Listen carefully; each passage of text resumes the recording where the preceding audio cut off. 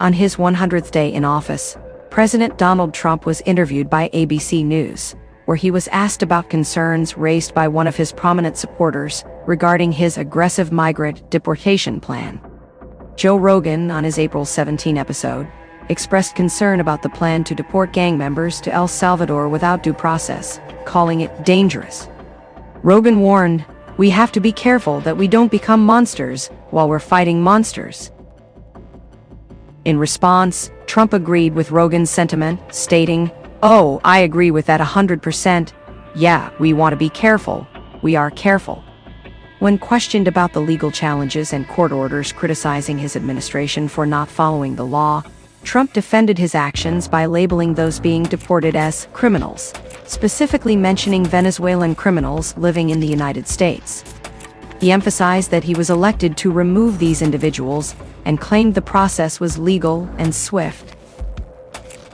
ABC News anchor Terry Moran highlighted that in the United States, even those accused of crimes are entitled to due process. Trump countered by asserting that a different standard applies to those who enter the country illegally.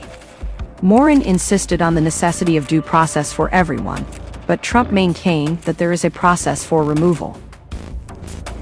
The interview also touched upon a unanimous U.S. Supreme Court ruling that ordered the administration to facilitate the return of Kilmar Abrigo Garcia, a migrant from El Salvador deported due to an administrative error. Trump alleged that Abrigo Garcia was a violent gang member, despite judges stating that such claims had not been proven in court.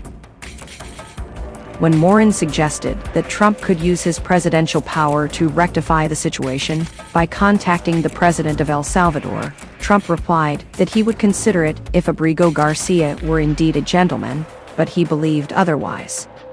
Moran reminded Trump that ultimate responsibility lies with him, to which Trump responded that he follows the law and was elected to address illegal immigration issues caused by previous administrations.